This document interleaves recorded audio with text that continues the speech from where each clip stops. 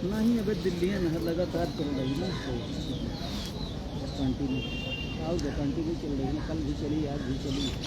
कल तो नहीं हो पाया, आज भी मतलब 107 तो है, 101 को फाँसा हुआ है, घंटा चल रहा है। हाँ वीरेन, हाँ 850। हाँ आज कल 115 पर रहा। अच्छा, तो 850 और 180 को लगाए। हाँ ठीक, कोनो बात नहीं, तो ले लो 180 ना। ठीक है, 850 180 ले लो। हाँ ठीक हाँ जोड़ 850 180। चल। हाँ सभी साथियों को नमस्कार। नहीं अभी जब तक देखो तो आवाज़ आ रही है इसमें। रवि कुशवाहा भाई नमस्कार, अजय भैया नमस्कार। लगातार है ना, कंटिन्यू। संजीव भैया नमस्कार, राकेश भाई नमस्कार। जो भी साथी हैं जुड़ते जा रहे हैं, थोड़ा वीडियो को शेयर कर दें ताकि सभी लोगों, प्रदेश के जितने भी साथी हैं सब तक सूचना पहुंच सके। हेलो अरविंद भैया नमस्कार, मनमोहन भाई नमस्कार, प्रमोद मौर्य भाई नमस्कार, उदित भाई नमस्कार। जितने भी साथी जुड़ते जा रहे हैं एक बार वीडियो को शेयर कर दें। अनुपम भैया नमस्कार। देखो आवाज़ आ रही है?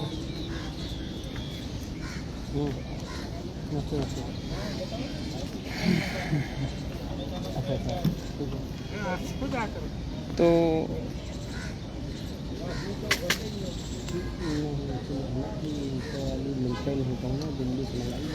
साथियों, जैसा पता है कि हम लोगों का जो डिवीज़न बेंच का जजमेंट है वो पूरी तरीके से अपने पक्ष में था क्या है, जिसमें हमारी जो मांग थी कि जो 27% ओबीसी का रिजर्वेशन पूरा किया जाए, 21% एससी का और 2% एसटी का, और ये रिजर्वेशन उस कंडीशन में पूरा किया जाए कि जो अनारक्षित वर्ग के बराबर जिनका कट ऑफ है उन सभी आरक्षित वर्ग के अभ्यर्थियों को एज ए अनरिजर्व ट्रीट करते हुए फिर जो है फाइनल लिस्ट बनाई जाए, जिसमें ओबीसी और एससी का जो संवैधानिक परसेंटेज है रिजर्वेशन का उसको पूरा किया जाए। डिवीज़न बेंच ने जो जजमेंट है उसमें सारी बातें हम लोगों की मान ली और पूरी की पूरी जो लिस्ट है वो रद्द कर दी। ठीक है, और रद्द करने के बाद एक नई फ्रेश लिस्ट बनाने के लिए कहा है। फ्रेश लिस्ट में जितनी आरक्षित सीटों का नुकसान हुआ वो सारी चीज़ें कंसीडर करते हुए कोर्ट ने अपना जो ऑर्डर है वो पास किया है। सरकार को एक सिंपल सा डायरेक्शन कोर्ट के द्वारा दिया गया था कि आप पूरी लिस्ट हम रद्द कर दे रहे हैं, इसको आप 1994 और 1981 के परसुआंस में जो है कंप्लीट करते हुए बनाइए। उसमें चाहे ओबीसी को 20,000 सीटें मिलें, चाहे 25,000 मिलें, चाहे जितनी मिले।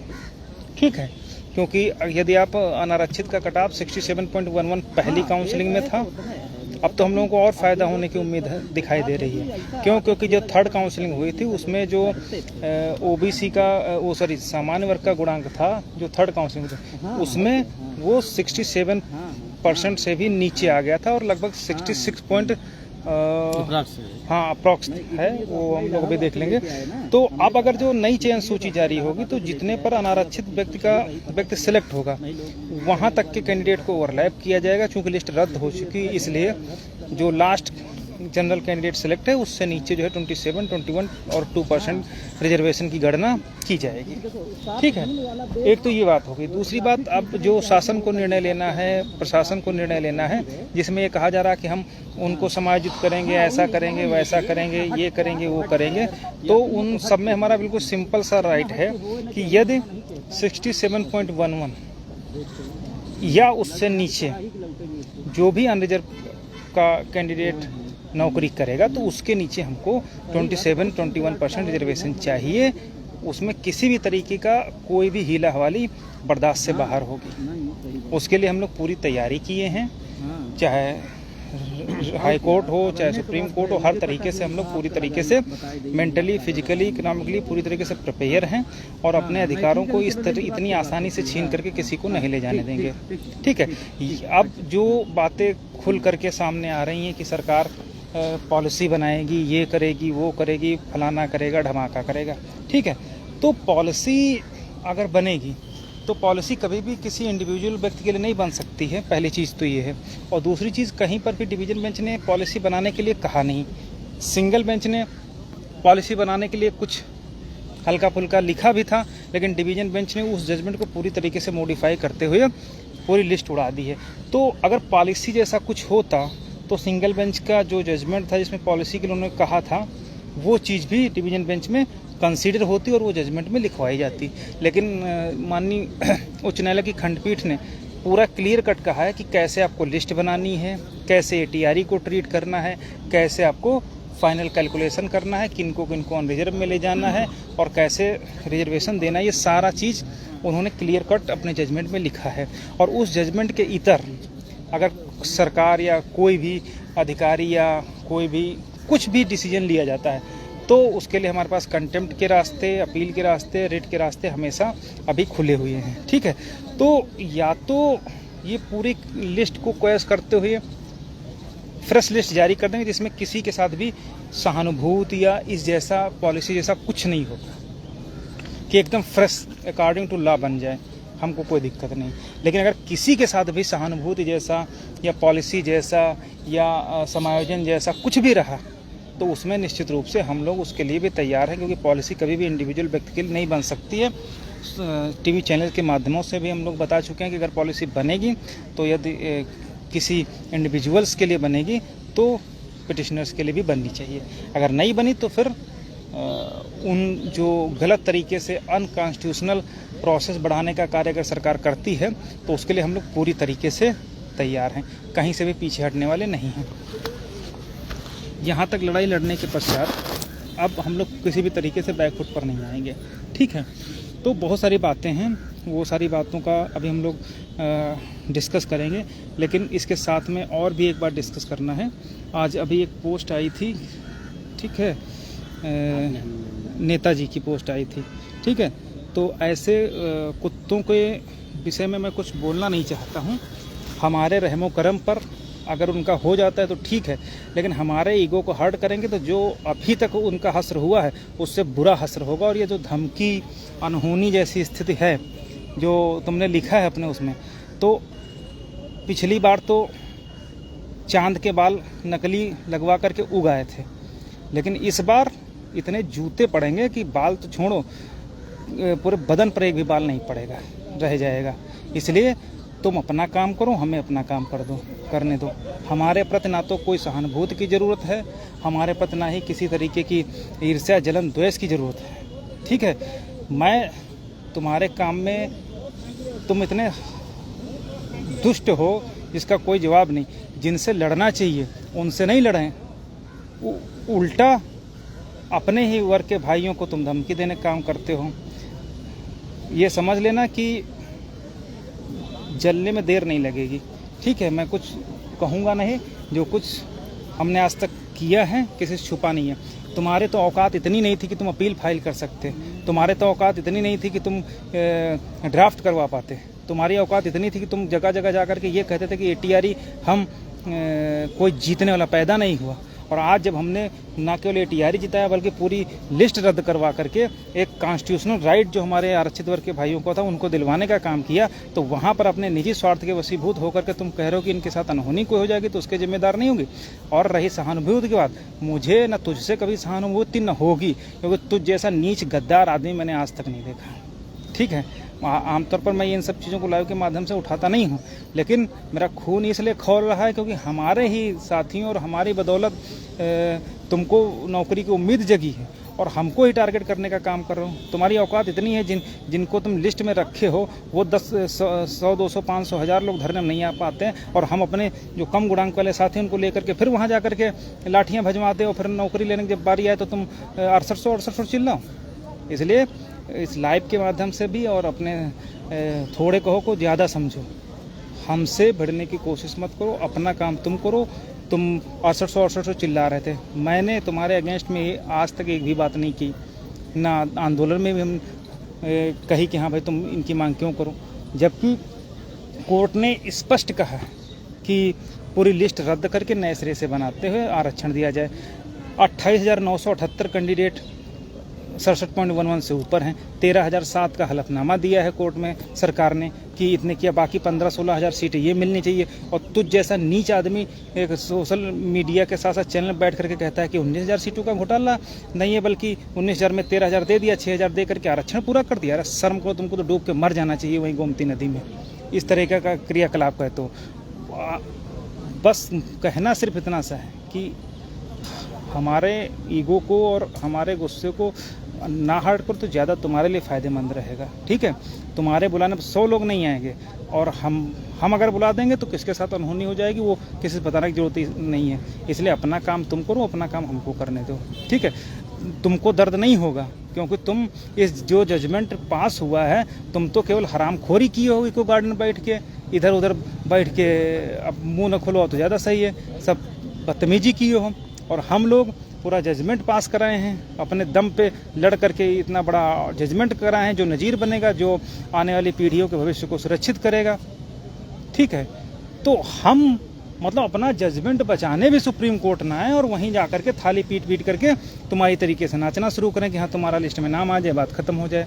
अगर हमने ऑर्डर करवाया है तो उस ऑर्डर को बचाने की जिम्मेदारी भी हमारी है। ठीक है, क्योंकि हर जजेस का क्या माइंड सेट रहता है, क्या रहता है, वो तुमको तो उन बेशर्मी से कोई मतलब है नहीं। पैसा ले लो, कहीं कुछ कर लो, कहीं कुछ कर लो। ठीक है, तो हमारा जजमेंट है, अगर उसमें कुछ भी ATRE जैसा कुछ फिर से चेंज होने की बारी आई, TT रिजर्वेशन, तो हमारे लिए तो जो सारी मेहनत है वो तो पानी में चली जाएगी। लेकिन तुम क्या बेशर्मों तरीके से दांत निकाल दोगे। तो हम अपने जजमेंट को चूँकि कराए हैं, कितनी मेहनत करी है, उसकी ड्राफ्टिंग में कितनी मेहनत करी है बहस के दौरान हर कोर्ट में, तो उसको बचाने के लिए हम हर संभव प्रयास करेंगे, चयन हमारा हो और चाहे न हो।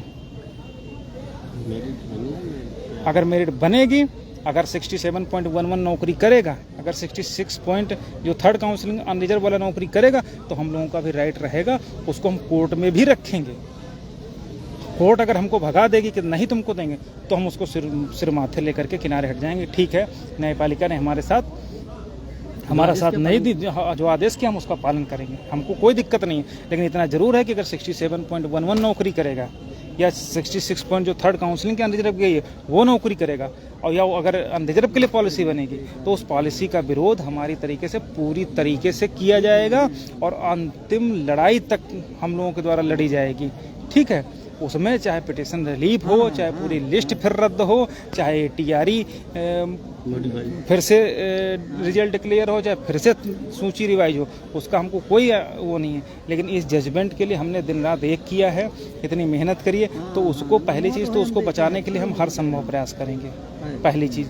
और दूसरी चीज़, अगर इलीगल अपॉइंटीज हैं और अगर वो नौकरी करेंगे, तो उनकी नौकरी के बाद जो अनरिजर्व की कट ऑफ है, उसके बाद हमको 27% के लिए हम मांग यहाँ भी रखेंगे, वहाँ भी रखेंगे। और अगर उनके लिए कोई पॉलिसी बनती है तो उस चीज़ को भी हम पूरी तरीके से नज़र बनाए रखे हैं कि पॉलिसी कभी भी इंडिविजुअल के लिए बन ही नहीं सकती। अगर पॉलिसी बनेगी तो उसमें हम लोगों के लिए भी पॉलिसी बननी चाहिए। कोई खाला जी का घर नहीं है, ना कोई भंडारा चल रहा है कि जो मर्जी आकर के बैठ के पूड़ी कचौड़ी लेकर के खा के निकल ले।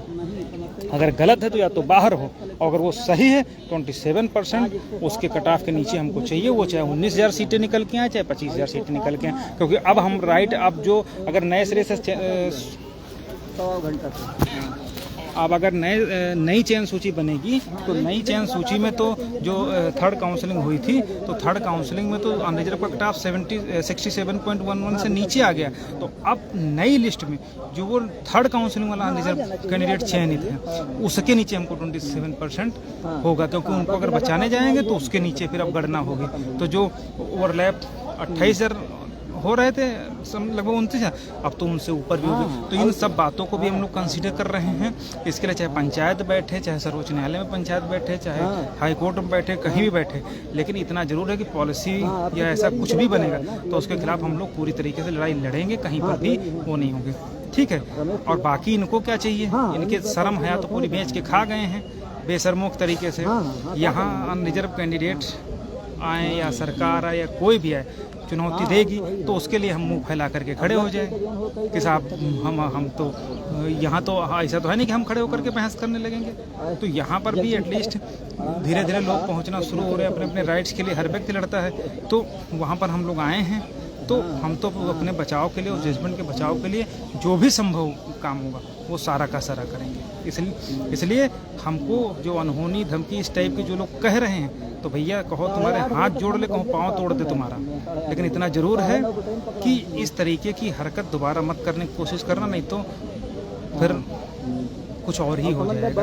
मैं तुम 19-20 हज़ार सीटों के बजाय 6800 चिल्लाते रहे, हमने कुछ नहीं कहा, लेकिन अगर इंडिविजुअल टारगेट करोगे तो हम टारगेट करेंगे तो फिर क्या हस्र होगा वो उसका जो है अंदाज़ा आप लोग ये नहीं लगा पाएंगे। हैं, शर्म नहीं आती है इनको।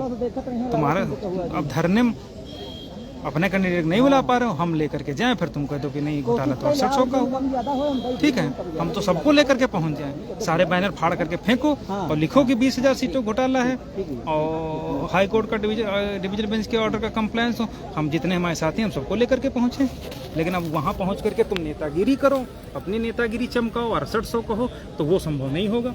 अगर वास्तव में करेज है तुम्हारे तो खुल के बोलो कि 19,000 सीट का बैनर लगेगा और हाई कोर्ट के ऑर्डर का कंप्लायंस सरकार करे, फिर हम देखो हम लोग आते हैं कि नहीं आते हैं। पूरे दल बल के साथ आएंगे, पूरी तैयारी के साथ आएंगे। ठीक है, पूरा लखनऊ ने भर दिया तो कहना, लेकिन अब ये सोचो कि हाँ तुम्हारी हम भड़काव में आकर के हम अपने कैंडिडेट को लेकर के वहाँ पहुँच जाएंगे और फिर तुम 6800 का राग अलापो, तो नहीं होगा। 6800 भी हमारे भाई बहन हैं और जो 6800 में उनकी शक्लें देख करके मैंने इस जजमेंट डिवीजन बेंच में इतनी मेहनत की, चलो कम से कम अब हमारे ही समाज के हैं इनको नौकरी मिल जाए। नहीं तो तुम्हारी तो औकात नहीं थी कि एक लाइन लिखवा पाते। तुम सिंगल बेंच में तुम्हारी रद्द हो गई, भारती पटेल में तुम्हारी रद्द हो गई, देवेंद्र उपाध्याय में जो जस्टिस देवेंद्र उपाध्याय राहुल बनाम उत्तर प्रदेश में तुम्हारी रद्द हो गई। किस मुँह से बात करते हो कि 6800 की तुमने काम किया है? अरे हम कहें तो कहें ही, कोई माने 800 के तुम्हारे ही साथी जो हमसे लगातार बात करते हैं, सब जानते हैं कि किसने उसके लिए पीछे काम किया, और तुम तो खाली मुंह फैलाते रहो बैलों तरीके से। हैं, एक भी लाइन लिखवा पाए हो कहीं तो बताओ। भारती 3 में नहीं लिखवा पाए हो, राहुल बनाम उत्तर प्रदेश सरकार में नहीं लिखवा पाए हो, सिंगल बेंच में नहीं लिखवा पाए हो, डिवीजन बेंच में नहीं लिखवा पाए। भाई किस मुँह से बात करते हो? शर्म नहीं आती है? ठीक है, बात करते हो।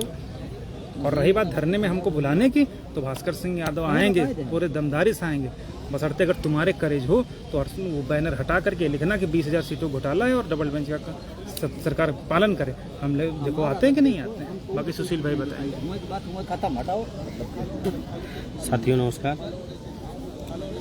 जैसा कि आप सभी साथियों ने सुना, भास्कर भाई ने सारी बातें डिस्क्लोज की कि हम लोगों ने सुप्रीम कोर्ट में कैविएट फाइल कर दी, क्योंकि ओवरऑल हमको जो डिवीजन बेंच का जजमेंट है उसको भी कवर करना है, साथ ही साथ ट्रांसपेरेंसी लिस्ट भी बनवानी है।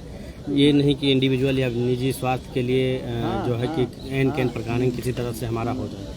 हम सभी साथी दलित, पिछड़े, आदिवासी अल्पसंख्यक समाज के लोगों का साथियों का जो है कि रिप्रेजेंटेशन कर रहे हैं या ये मान लीजिएगा उनका नेतृत्व कर रहे हैं, तो हमारी भी यही जिम्मेदारी बनती है कि हम उन सभी साथियों ने जो हम लोगों को नैतिक जिम्मेदारी दी है उनके अधिकारों को सुरक्षित की जाए, तो उसको हम लोग हर एक स्तर से उसको सुरक्षित करने की पूरी कोशिश कर रहे हैं।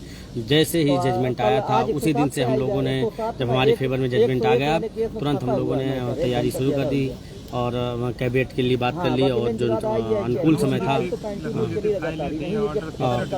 वहाँ जैसे होता क्या ना कि कोई डॉक्यूमेंटेशन होता है वो सब निकलवा करके, जजमेंट निकलवा करके, मेमो ऑफ पावर्टी निकाल करके, सब सारी चीज़ें निकाल करके हम लोग जो है कि सुप्रीम कोर्ट पहुँच गए हैं। कैबिनेट हमारी फाइल हो गई है, जो है शाम तक उसकी डायरी नंबर और सब इत्यादि जो है सार्वजनिक कर देंगे। हमारी जो लीडिंग अपील थी महेंद्र पाल एंड अदर्स, जो डिवीज़न बेंच की थी 172/2023, उसी में हम लोगों ने फाइल करके सारी जितने कनेक्टेड रिटेल अपीलें रहीं सबको प्रोटेक्ट कर दिया गया है। किसी भी साथी को जो भी जितनी भी अपीलें रहीं महंतपाल से कनेक्टेड सब कवर्ड हो गई हैं। अब कोई भी जर्नल या कोई रिजर्व या कोई भी अगर कुछ SLP माननीय उच्चतम न्यायालय में लाता है तो वो बिना हमारी पक्ष को जाने कोर्ट या हमको सुने बिना कोई भी ऐसा रिलेवेंट आर्डर नहीं पास करेगा जिससे जो हम लोगों का हित हो। अब हम लोगों ने सुप्रीम कोर्ट में भी मजबूत हो गए हैं। यहाँ पे भी अब डरने की या किसी भी प्रकार की किसी साथी की दिक्कत नहीं है, क्योंकि यहाँ भी हमारी जो है कि जो कैबिनेट होती है वो फाइल हो चुकी है। हमको बिना सुने ये जो है कि आगे भी इसमें कुछ मॉडिफाई या कुछ नहीं हो सकता है। अब हम लोगों को करना क्या है कि जो माननीय डिवीज़न बेंच ने आदेश पारित किया है उस आदेश को कैसे पारदर्शी फेयर लिस्ट बनाने का जो आदेश किया है उसको कैसे निकलवाया जाए, इसके लिए अब हम लोग काम करेंगे। ना कि हम व्यक्तिगत निजी स्वार्थ के लिए काम करेंगे।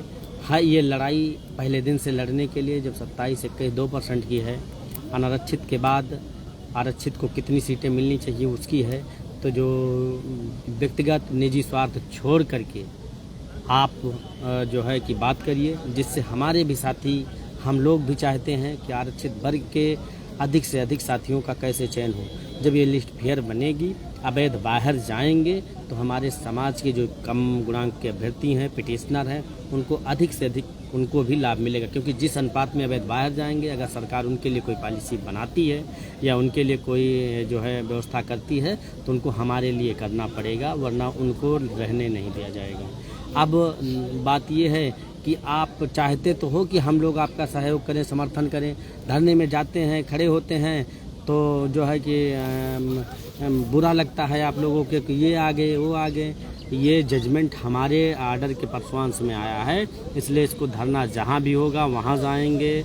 जिन अधिकारियों से रिलेटेड संबंधित रहेगा वहाँ मिलेंगे, उनको बात बताएंगे। और इस ओवरऑल जजमेंट लागू नहीं हुआ तो सरकार की ईंट से ईंट बजाने के लिए हमारे साथी तैयार बैठे हैं। सिर्फ वो टीम का जो है काल का इंतज़ार कर रहे हैं, टीम की सूचना का इंतज़ार कर रहे हैं। वो कहते हैं कि भैया आप बताइए, हम लोग कूच करें। लेकिन ये कैसे है कि लड़ाई हमारे कम गुणांक के अभ्यर्थी, अदालत में लड़ने वाले अभ्यर्थी लड़ें और आप सिर्फ राग अलापों की मात्र महज इतने का ही घोटाला है। भैया हो, लिस्ट फेयर बनेगी तो 6800 नहीं और भी हमारे साथी दलित पिछड़े समाज से आएंगे, उनका भी हित होगा। तो इसमें किसी भी साथी को गुरेज नहीं होनी चाहिए, किसी भी साथी को वैमनस्यता नहीं रखनी चाहिए। क्योंकि जितने ही हमारे समाज के लोग ब्यूरोक्रेसी में जाएंगे, नौकरशाही में जाएंगे, उतना ही हमारा समाज, हमारे लोग मजबूत होंगे, उतने ही हम लोग मजबूत होंगे। ये लड़ाई नस्लों से जुड़ी हुई लड़ाई थी, इसलिए इसको दिन रात करके लड़ा गया।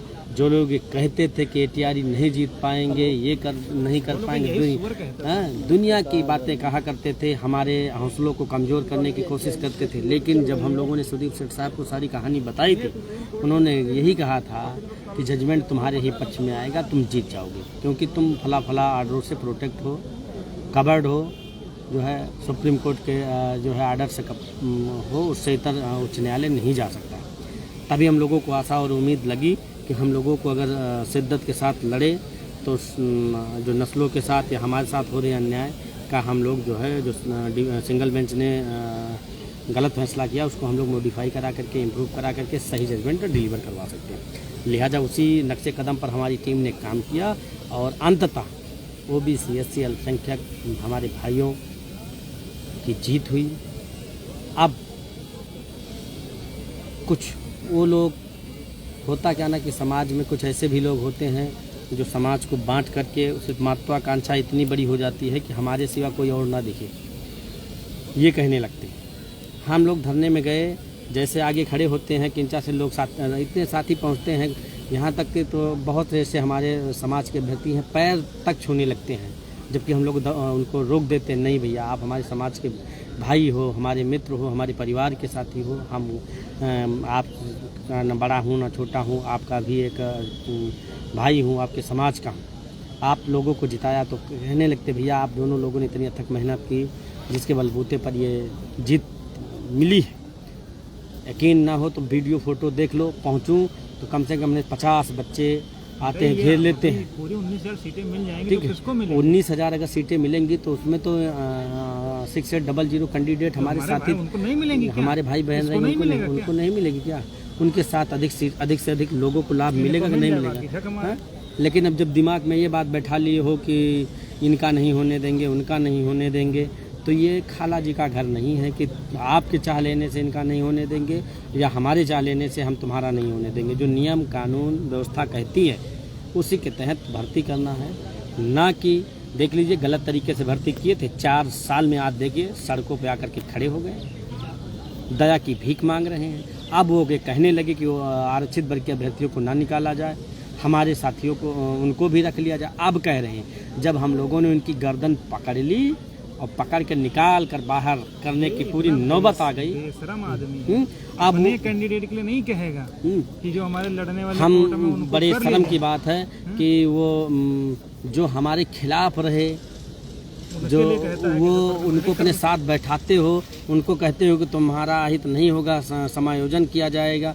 अरे उनका क्या, उनका कोई ग्रीवांस ही नहीं है। वो 4 साल से नौकरी कर रहे हैं, हम 6 साल से सफ़र कर रहे हैं इस मुकदमे का। उनके प्रति कोर्ट सिंपैथी दिखाएगी, हम 6 साल से सफ़र कर रहे हैं, हमारे लिए नहीं सिंपैथी दिखाएगी कोर्ट। तो ये सब छोड़ो, हम आरक्षित वर्ग के चाहे 6800 के साथी हों, चाहे 19,000 पीड़ित अभ्यर्थी हों, सभी साथियों से निवेदन करूंगा, बताना चाहूँगा कि हमको सिर्फ फेयर लिस्ट पे ही जीत हमको मिलेगी। वो सर्व समाज के लोगों की जीत उसमें होगी जो आरक्षित वर्ग का होगा। फेयर लिस्ट नहीं आई, बीच से कोई रास्ता निकाल करके अगर करने की कोशिश की तो ये संभव नहीं है कि इसके चीथड़े उड़ने में कितने दिन बचेंगे। इतने मतलब कि जान लीजिए कि जो कोर्ट टीम है, पहले दिन जो कह दिया वही आगे होता गया, क्योंकि हम लोग अपनी मर्जी से कुछ नहीं करते हैं। सीनियरों से कंसर्न करने के उपरांत उनसे कंक्लूजन लिया जाता है कि इसमें सर हो क्या सकता है, तो फाइनल अपनी जो ओपिनियन देते हैं वही बात हम लोग लाइव के माध्यम से आप लोगों तक जो शेयर करते हैं। यही हमारे संतोष भाई हैं, रात दिन शैलेंद्र वर्मा जी बस्ती के हैं, रात दिन एक कर दिए हैं। उनके प्रति हमदर्दी किसी की नहीं। इनका सबका ब्रेन वॉश ऐसे कर लिया गया कि ये लोग लड़ाई झगड़े पर उतारू हो जाते थे। संतोष यादव जी हो गए, ये शैलेंद्र वर्मा जी हो गए, तमाम मुक्ता जी हो गए, तमाम ऐसे कम गुडांग के भाई हमारे लोहा सिंह जी हो गए, जो है इन सभी साथियों ने जो कंधे से कंधा मिला करके पहले दिन से इस लड़ाई को लड़ना शुरू किया। उनके बारे में आपने नहीं सोचा, आप सिर्फ निजी स्वार्थ में एक नाम मात्र की मेजोरिटी पा करके उनका ब्रेन वॉश किए हो। उनको बताते हो कि हम 3 दिन में जियो निकलवा देंगे।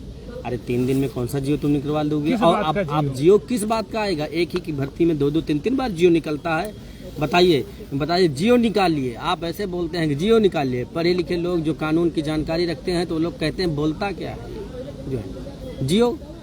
किसी भर्ती में कभी क्या आप लोगों ने सुना है या देखा है कि 2, 3, 4 जियो निकलता है? लेकिन खैर कोई बात नहीं है। इस समय जितनी बुद्धि उतना काम करेंगे। आपसी मतभेद को भूल करके हम चाहते हैं कि सामूहिक लड़ाई, हम लोगों ने कल ही पोस्टों के माध्यम से इशारा कर दिया कि हम चाहते हैं कि इस आरक्षित वर्ग की लड़ाई में जो हमारा पहले दिन से पोस्टर रहा, आरक्षित वर्ग के 20,000 सीटों का घोटाला हुआ है, उस घोटाले का पोस्टर बैनर बने और उत्तर प्रदेश के 75 जनपद के सभी साथी कूच करें और अपनी ताकत दिखाएं।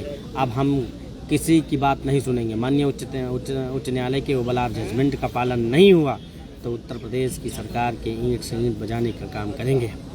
क्यों? क्योंकि इससे पहले आप यही कहा करते थे कि राष्ट्रीय पिछड़ा वर्ग आयोग कोई अंतिम फैसला, अंतिम कोर्ट नहीं है। जब उच्च न्यायालय जो आदेश करेगा उसका मैं पालन करूंगा।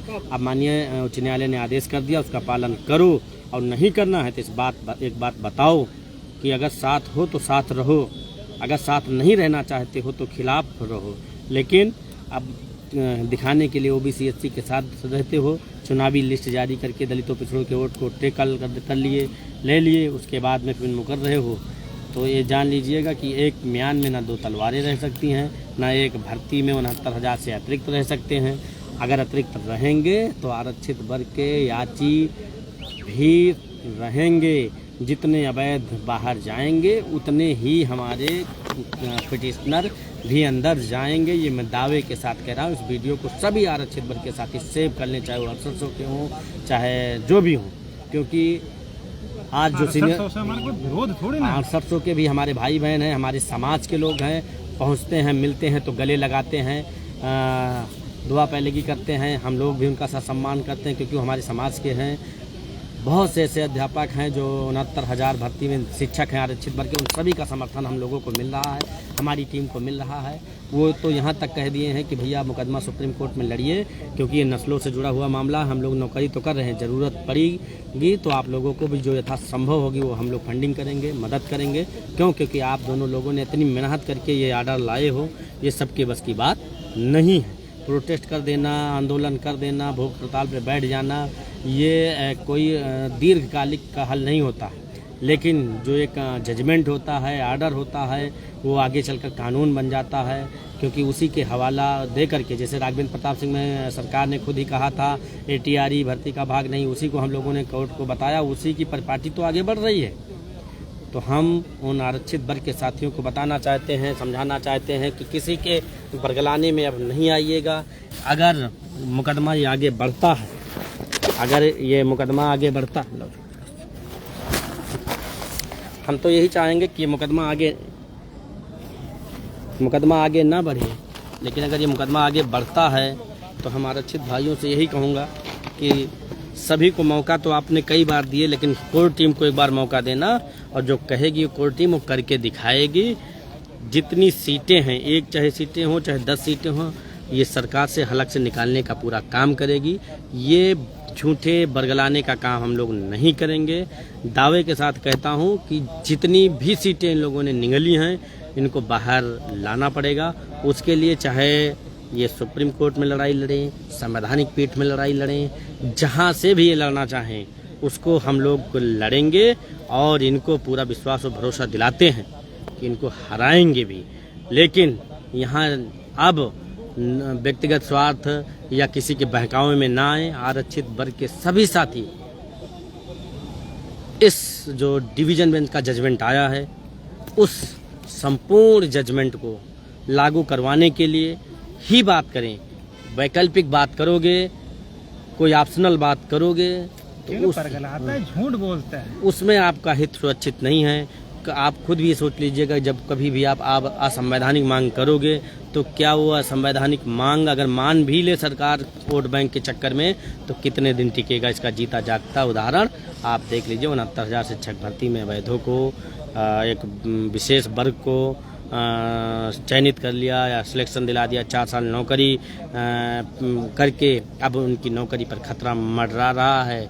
इतना जान लो कि आज नहीं तो कल, कल नहीं तो आने वाला कल, इनका बाहर जाना तय है। किसी की ताकत नहीं है, किसी की हिम्मत नहीं है कि इनको बचा ले जाए।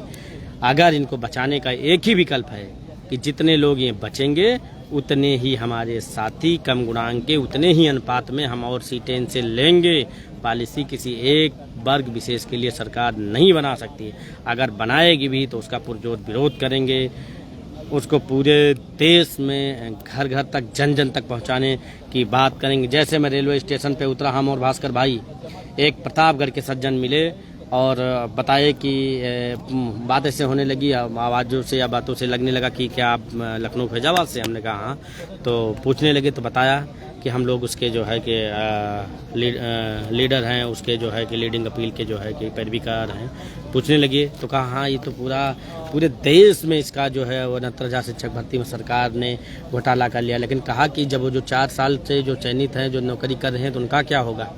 तो उनको बताया कि अंडरटेकिंग देकर के भर्ती की, कहीं फिर जब अंडरटेकिंग देकर के भर्ती की है तो भुगते। अब गलत जब नियुक्ति जब सरकार कोर्ट रोक रही थी तब उसी वक्त नहीं करना था इनको। तो आप सभी साथियों को बता दें, जो इसमें है क्या कि जनरल के भी साथी, हमारे जो चयनित आरक्षित वर्ग के साथी हैं, उनको भी इस बात को बरगला रहे हैं कि आपका जिला बदल जाएगी, आपका सीनियरिटी बदल जाएगा, हैं, आप 0 पे आ जाओगे। तो मैं उनको बता दे रहा हूँ कि ये लड़ाई आरक्षण की लड़ाई है। आरक्षण कम मिले हैं और मिलने चाहिए की लड़ाई है। इसलिए आप लोगों को कहीं कोई डिस्टर्बेंस नहीं है। सिर्फ आपसे फंडिंग लेने की एक सोची समझी साजिश के तहत आपका ब्रेन वॉश किया जा रहा कि आपकी सीनियरिटी खत्म हो जाएगी, आपका जिला बदल जाएगा, यहाँ तक कि आप बाहर भी हो सकते हो। लिस्ट रद्द होने का क्या मतलब होता है? लिस्ट रद्द होने का मतलब यही होता है कि जो गलत हैं वो रद्द होंगे, वो बाहर जाएंगे, ना कि जो आरक्षित वर्ग के साथी हैं वो बाहर जाएंगे।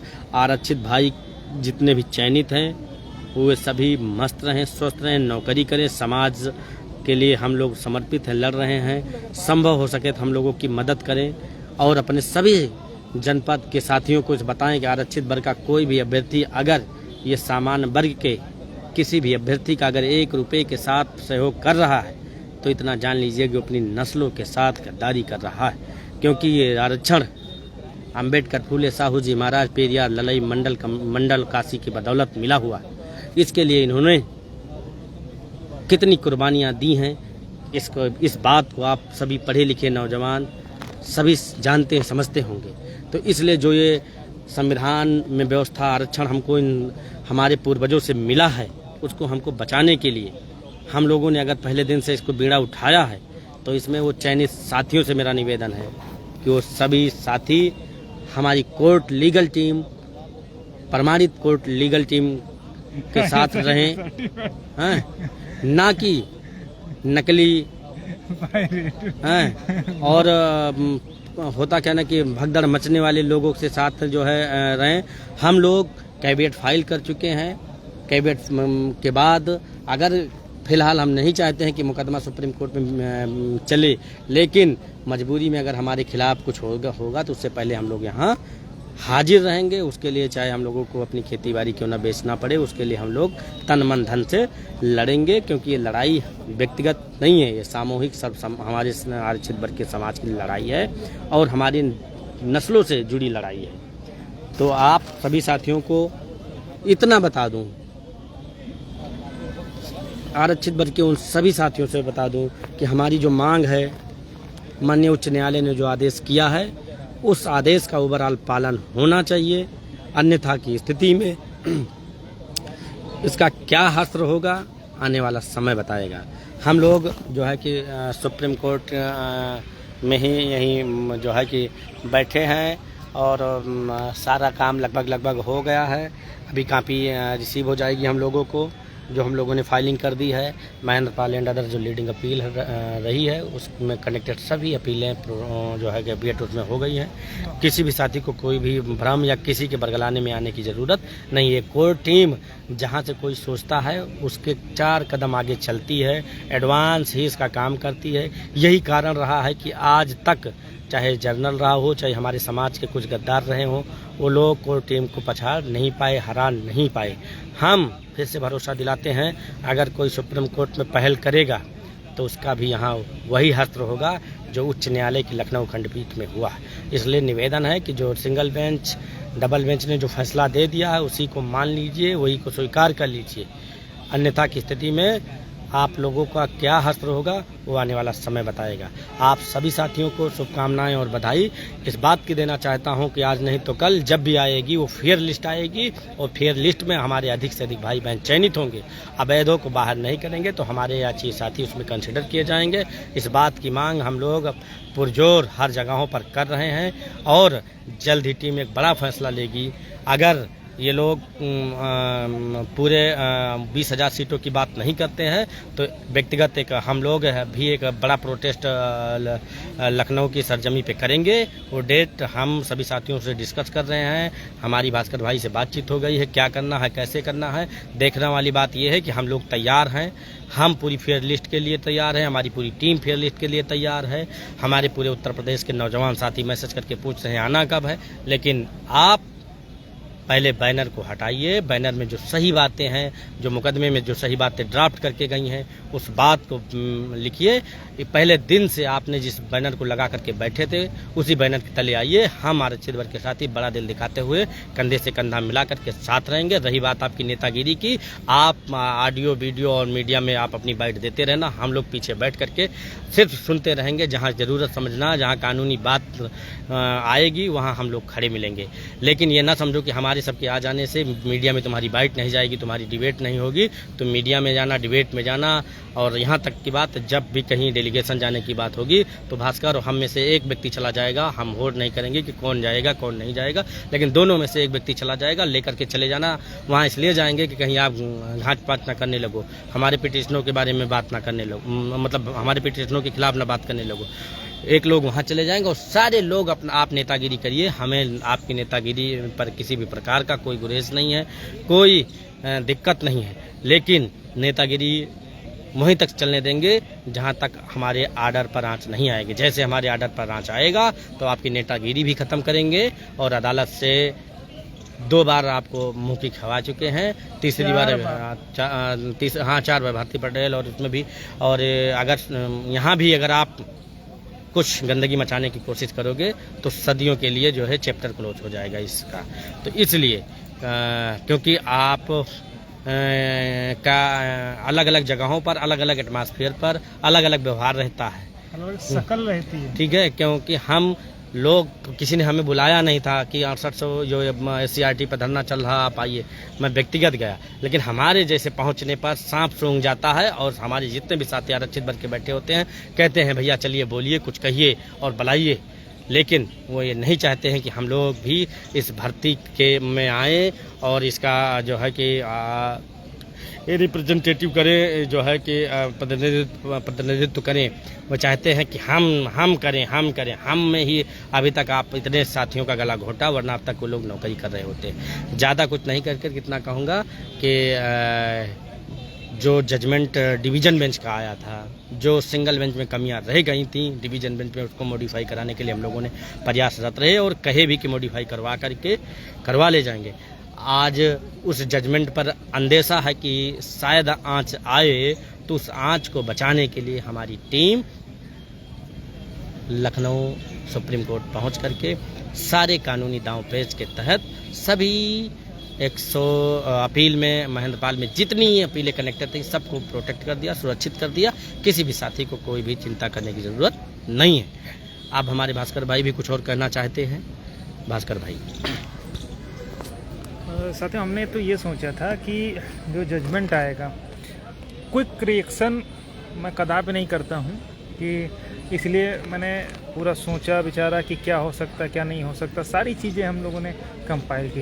लेकिन इस बीच क्या हुआ कि इन गद्दारों ने, चूँकि हमेशा गद्दारी इसके खून में भरी हुई है, ठीक है ना, ले करके वही झुंड 4-6 लोगों का ले करके वही जियो जारी करो, फलाना जारी करो, कोई भी बात होती है एक सिस्टम से होती है। अब इतना बड़ा जजमेंट आया है, आप लोग सोच के देखिए, ये केवल इंडिविजुअल हम लोगों की लड़ाई नहीं थी। अगर हम लोगों की लड़ाई होती तो शायद हम लोग इतना नहीं वो होते कि चलो ठीक है, लेकिन ये पूरी जनरेशन की लड़ाई थी। अगर टीईटी को रिजर्वेशन मान लिया जाए तो आप सोचिए कि हमारे जो आने वाले लड़के हैं वो सब कहाँ सफ़र करते। अगर ATRE को रिजर्वेशन मान लिया जाए तो हमारे साथ के जो भाई बहन, जब भी नया रिक्रूटमेंट होगा या किसी भी विभाग में होता तो उसमें सब में यही तमाशा बना देते और कह देते कि ये तो रिजर्वेशन है, कितनी बार रिजर्वेशन लेंगे। इनका तो यहाँ तक कहना था कि जो एज और फीस में रिलैक्सेशन कंसेशन है उसको भी रिजर्वेशन मान लिया जाए। तो इन सब के बावजूद हम लोग पूरी मेहनत से काम किए, ठीक है, पूरी लिस्ट फ्रेश करवाने के लिए काम कर दिए। अभी हमारे पास लगातार शासन से भी फ़ोन आ रहे हैं, LIU से भी फ़ोन आ रहे हैं, लगातार मान के लिए 4-6 फ़ोन आते हैं। तो वो हमेशा हम लोगों से, सुशील भाई से ये पूछते हैं कि आप लोग वास्तव में क्या चाहते हैं। तो हम लोग पूरा बताते हैं कि भाई कुछ लोग पूरा जजमेंट नहीं पढ़ते हैं, उनको कहते हैं कि वास्तव में दिक्कत कहाँ पा रही है, क्यों जजमेंट को ऐसा हुआ, सिंगल बेंच का क्यों मॉडिफाई हुआ, क्या आपका आरक्षण मिलना चाहिए नहीं मिलना चाहिए, क्या 20,000 का क्या लफड़ा है, 6800 का क्या है, सब चीज़ों को हम लोग पूरी तरीके से ब्रीफ किए। तो हमारा प्रयास था कि डिवीज़न बेंच का जजमेंट आ गया है, अब एक बार मिल बैठ करके, मैं अंतरात्मा से कह रहा हूँ, जो लोग हमसे बात करते हैं उनके साथ ही मैंने डिस्कस किया। मैं कहता कि अब जजमेंट आ गया है, अब हम एक सामूहिक मीटिंग बुलाएंगे, उस सामूहिक मीटिंग में सबको बिठाएंगे और पूरी तरीके से लखनऊ की सड़कों को भरेंगे कि हमारा 67.11 जो है वो तो है ही, लेकिन अब चूँकि लिस्ट नए सिरे से बनेगी इसलिए जो 3rd काउंसलिंग का कट ऑफ है अनरिजर्व का, उसके नीचे 27 और 21% की हम लोग मांग करेंगे। लेकिन ये सब करने से पहले ही तथाकथित कुछ लोग जो खुद को पता नहीं क्या समझते हैं, आज तक करवा तो कुछ नहीं पाए, कुछ भी एक लाइन नहीं लिखवा पाए अपने फेवर में, वो ले जा कर के पहुँच गए जीओ जारी करवाने। अगर इसी तरीके से जीओ जारी होता तो आज कर हर व्यक्ति नौकरी कर रहा होता, कोई बाकी ही नहीं रहता। ठीक है, हमारा प्रयास यही था कि सब लोग मिल बैठ करके सारी चीज़ें कर लेते, लेकिन नहीं। अब क्या है, जब हम यहाँ पर अपने भाई जिसने मेहनत की होगी जजमेंट को लेकर के, वो तो अपने जजमेंट को बचाने के लिए कार्य करेगा ही। अब आज हम लोग या बीते हाई कोर्ट में जो भी चीज़ें हम लोगों ने करी, सारा काम किया, सब कुछ किया, खुद तो कुछ नहीं किए, बैलापन कर दिए। और अब जब हम उस जजमेंट को बचाने के लिए जो भी प्रोसेस है उसको कवर कर रहे हैं, तो बता रहे हैं कि इज्जत फलाना ढिमका। अरे तुम जैसे मूर्खों की कोई इज्जत तो है नहीं। ठीक है, और अगर भिड़ोगे डायरेक्ट तो सुअर बना दिया जाएगा, ये भी मैं बता दे रहा हूँ। ठीक है, और जो लीगल है वही सारी बातें जजमेंट की हैं, उसी के हिसाब से कोर्ट को भी आगे बढ़ना चाहिए। किसी भी अवैध समायोजन को, किसी भी अवैध प्रकार से किसी एक वर्ग को लाभ पहुंचाने की दृष्टि से शासन प्रशासन के द्वारा जो भी कार्य किए जाएंगे उनको पूरी तत्परता के साथ, जैसे अभी तक कोर्ट में सड़कों पर लड़ाई लड़ करके किया गया है, वो हम लोग उसी तरीके से काम करेंगे। अब अगर तुम चाहो कि हम भी घर बैठ करके फेसबुक व्हाट्सएप देखते रहे, तो वो भैया संभव नहीं। इतनी जितनी मेहनत लगी है हम जानते हैं, हमारा या तो हम जानते हैं या सर जानते हैं, सुशील भाई जानते हैं, और जो हमारे साथ लोग लगे हैं वो जानते हैं कि किस तरीके से जजमेंट पास हुआ। और वो हम लोग घर बैठे रहे, यहाँ कुछ करें ही ना, और वो आकर के वो सेल्फी डाल दें और स्टे करवा करके और कुछ करवा ले जाए, फिर हम मुँह फैलाते रह जाए, तो वो सारी चीज़ें अब नहीं होने दी जाएंगी। ठीक है, तो बाकी जिसको नेतागिरी करनी है उसको नेतागिरी मुबारक, जिसको हमको कोई रोक थोड़ी लगा कि जो हम कर लेंगे। और रही बात जिन्होंने जो कह रहे हैं कि अनहोनी की बात, तो अपने अब फिर मैं कह रहा हूँ कि तुम्हारी नसों में अगर खून है तो पानी यहाँ भी नहीं है। ठीक है, बस इतनी सी बात है, इससे ज़्यादा कुछ नहीं कहूँगा। और बाकी जो तुम कर सकते हो, जितना कर सकते हो, जिस लेवल्स कर सकते हो कर लेना। ठीक है, लेकिन इस जजमेंट को हम लोग पूरी शिद्दत से लड़े हैं, आर्डर करवाए, तो उसको बचाने के लिए कोई कसर छोड़ेंगे नहीं। नौकरी मिले चाहे न मिले, कम से कम अगर जजमेंट बच गया तो अगर निजर नौकरी करेगा 67.1 में, तो उसके नीचे हम लोग मांग करेंगे, न्यायपालिका मानेगी तो देगी। अगर उसको लगे कि हमारी मांग अनकॉन्स्टिट्यूशनल है या उसको कुछ भी रहेगी, तो उसका जो आदेश होगा उसको हम सर माथे लेंगे। लेकिन फाइनली लड़ाई आखिर तक लड़ी जाएगी, चाहे वो अवैध समायोजन को लिए हो, चाहे सुपर न्यूमेरिक के लिए हो, और चाहे किसी भी तरीके की किसी भी गलत तरीके से लिस्ट में स्थान पाने की हो। ठीक है, तो ये सारी बातें हैं, सभी लोग तैयार रहिए हर तरीके से। जो भी अपडेट होगी, जो भी विपक्ष का काम होगा, जो भी आगे हम लोगों की रणनीति रहेगी, उसी के हिसाब से आगे बढ़ाया जाएगा। लेकिन सब लोग तैयार रहिए, और जो ये लोग बांटने वाले लोग हैं इनसे कतई सावधान रहिए। और मैं तो सिंपल सा कहता हूँ कि हमारे जो 6800 के ही भाई बहन हैं, अगर उनको कुछ देर के लिए मान लें, तो ये बताओ कि अगर 19,000 मिल गए तो क्या पहले भास्कर क्या हो जाएगा? होगा तो तुम्हारे लिए तो वैसे भी कोई दिक्कत नहीं। लेकिन इन जैसे गद्दारों के बहकाव में आकर के कोई कदम उठाने से पहले 1000 बार सोच लेना। जिसको ये नहीं मालूम कि ओवरलैपिंग कितने की करनी चाहिए, वो 19,000 बोल रहा है लाइव नेशनल चैनल बैठ करके, उस बैल से अब और ज़्यादा एक्सपेक्ट क्या करते हो कि 28,978 होनी चाहिए, 13,000 क्या सीधे 15-16,000 का हो रहा है। वो जब उसको नहीं तमीज़ है, तो अब वो जब इसकी इतनी तमीज़ नहीं कि वो जियो जारी करवा रहा, तो आगे क्या बात की जाए। इसलिए बेहतर यही है कि वो अपना काम करें, हम अपना काम। और यही वो चाहता था, वो यही चाहता था कि किसी तरीके से हम ऐसा कंट्रोवर्शियल स्टेटमेंट दें, ऐसी चीज़ करें कि आपस में दो फाड़ हों, ताकि वो आराम से, जैसे अभी तक लोग मूर्ख बना करके मुकदमा हम लोगों के भरोसे छोड़ दिया, हम लोगों के भरोसे सारा छोड़ दिया और अपना अय्यासी करता रहा, कभी ट्रांसप्लांट के नाम पे, कभी विक के नाम पे, उसी तरीके से वो फिर करने के प्रयास में। ठीक है, तो इसलिए, और जब हमने पहले कहा कि जितने भी 6800 में भी हैं वो भी हमारे साथ हैं, और जो जजमेंट हमने करवाया है उससे सबसे बेनिफिट उन्हीं को मिलेगा। फिर इस तरीके की मूर्खतापूर्ण गद्दारीपूर्ण बात करने का कोई अस्तित्व नहीं था, लेकिन क्यों की गई उसका नतीजा सामने की। कहीं ऐसा न हो कि अगर मुकदमा आगे जाए या कुछ भी हो तो कहीं लड़के